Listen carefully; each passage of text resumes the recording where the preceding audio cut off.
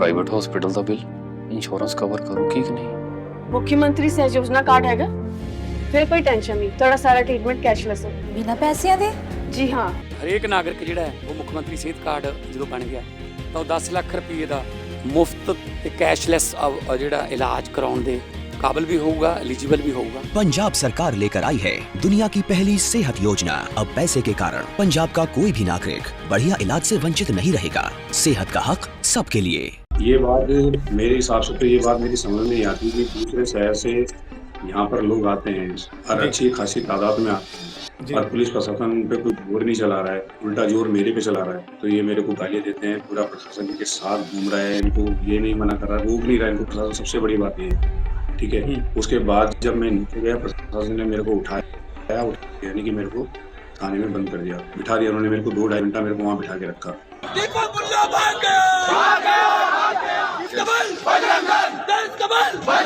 तो भाई हम सब जिम्मेवारी एक है, अलग मत समझो और ऐसा व्यवहार मत करो जो किसी को परेशानी हो। हरिद्वार के कोट द्वार के अंदर हुई एक घटना आप सभी तक पहुंच गई होगी।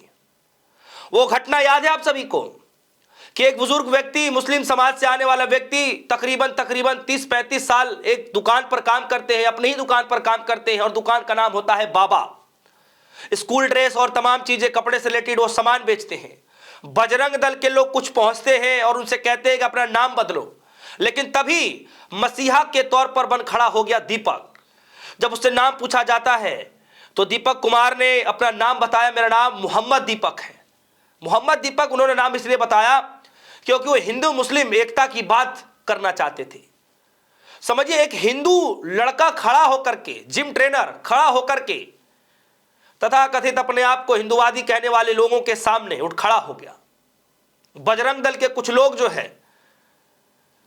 ये चाहते थे कि बाबा का दुकान बदल जाए, नहीं तो वो दुकान ही छोड़ दें।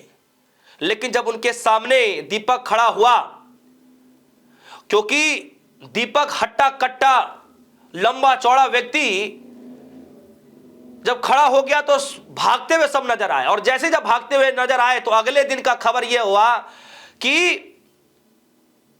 जिम ट्रेनर दीपक कुमार और उसके जिम के ऊपर हमला करने की कोशिश की जाती है। उसके बाहर तमाम हिंदुवादी लोग खड़े हो जाते हैं और नारेबाजी करने शुरू कर देते हैं। यह तो खबर आप सभी तक पहुंची गई है, लेकिन आज एक और खबर निकल कर आ रही है कि उस दीपक कुमार के ऊपर एफआईआर दर्ज करा दी गई है। आज खबर आ रही है उनके ऊपर एफआईआर हो गया। राहुल गांधी जी ने बहुत कुछ कहा है इस पूरे मसले को लेकर के, आगे मैं आपको बताऊंगा, लेकिन खबर जरा देखिए। दैनिक भास्कर खबर है, खबर में लिखा गया है कोट द्वार बाबा विवाद, बजरंग दल की शिकायत पर दीपक पर एफआईआर। बुजुर्ग की जान बचाने वाला बोले, लोगों ने मुझ पर हमला किया, पुलिस ने थाने बुलाया। लिखा गया है कोटद्वार की दुकान में नाम में बाबा शब्द को लेकर चल रहे विवाद के बीच बजरंग दल की शिकायत पर दीपक कुमार के खिलाफ एफआईआर दर्ज की ली गई है। जिस व्यक्ति ने शिकायत दर्ज कराई है उसका नाम कमलपाल है, जो मीट की दुकान चलाता है।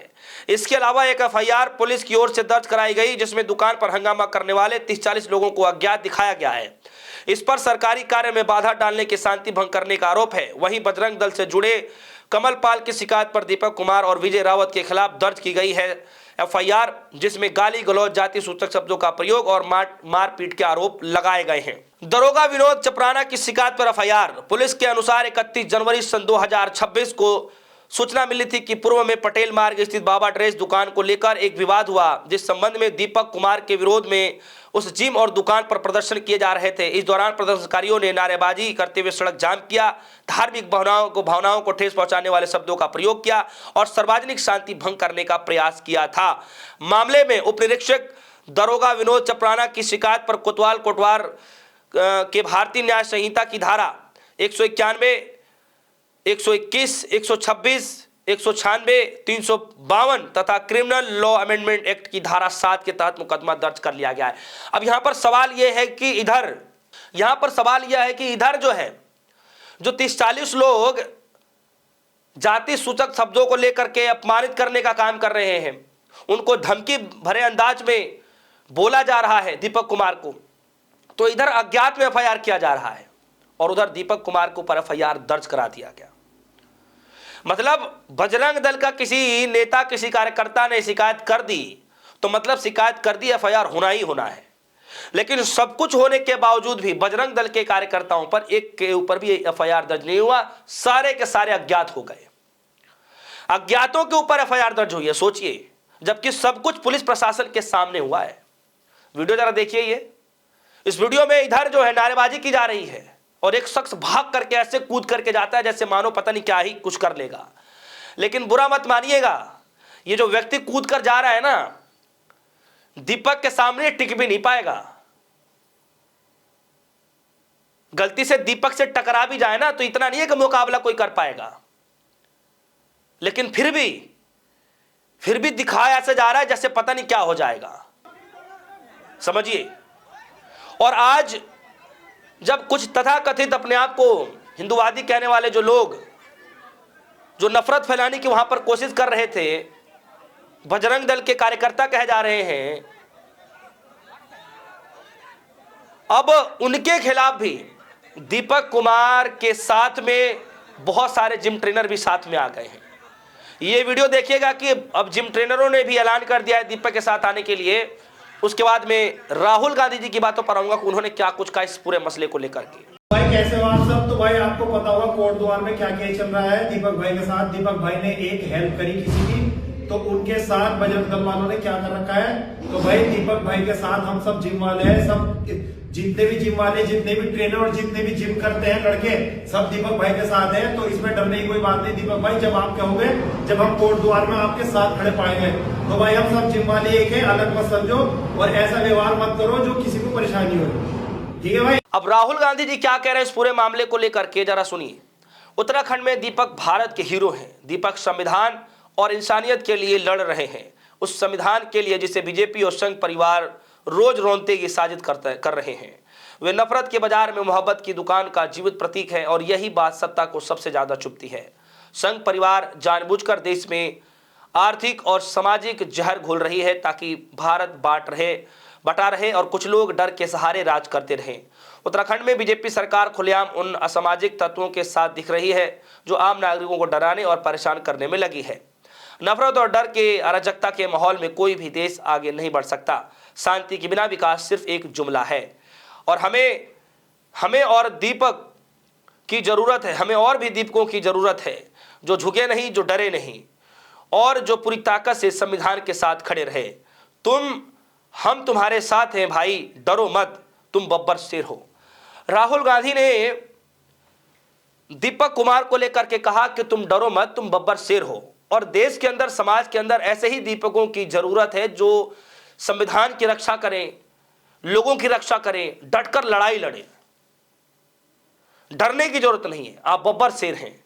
राहुल गांधी ने साफ तौर पर कहा कि दीपक जो है वो भारत के हीरो हैं। और सिर्फ राहुल गांधी नहीं, अब तो मुस्लिम समाज के लोग भी दीपक कुमार को हीरो मानने लगे हैं। अब सबसे बड़ा सवाल यह है कि क्या चुनाव के तहत यह सब किया जा रहा है, क्योंकि सन 2027 में उत्तर प्रदेश में भी चुनाव है और उसी के तहत जो है उत्तराखंड में भी चुनाव होता है। तो क्या उत्तराखंड जो है अब उत्तर प्रदेश से सीख ले रहा है?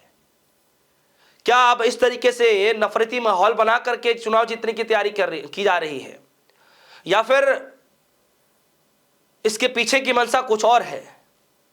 दोस्तों ये हाल हो गया है, मतलब पुलिस प्रशासन सामने है, फिर भी अभद्र भाषा का इस्तेमाल किया जाता है। दीपक कुमार को जो है टारगेट किया जा रहा है, लेकिन अज्ञात लोगों पर एफआईआर हो रही है। इधर दीपक कुमार के ऊपर ही एफआईआर हो जाती है, बचाने वाले के ऊपर ही एफआईआर हो जाती है। आजकल कुछ समझ से परे हो गया है। क्या इसी को हम कानून कहेंगे? क्या इस तरीके से कानून देखभाल करेगा? ऐसे तो बचाने वाले लोगों की हिम्मत ही टूट जाएगी। तो ये हाल हो गया है दोस्तों। तो दोस्तों इस खबर को लेकर आपकी क्या राय है? दीपक कुमार जो इस वक्त हीरो बन गए हैं, लोगों के दिलों में छा गए हैं, वहीं दूसरी तरफ तमाम लोग दीपक के पीछे पड़े हुए हैं, अब उनकी रोजी रोटी के पीछे पड़े हुए हैं। इस खबर को लेकर आपकी जो भी राय होगी वीडियो कमेंट सेक्शन में जाइएगा, अपनी राय जरूर रखिएगा। फिलहाल के लिए दीजिए इजाजत। देखते रहिए सोनी, धन्यवाद।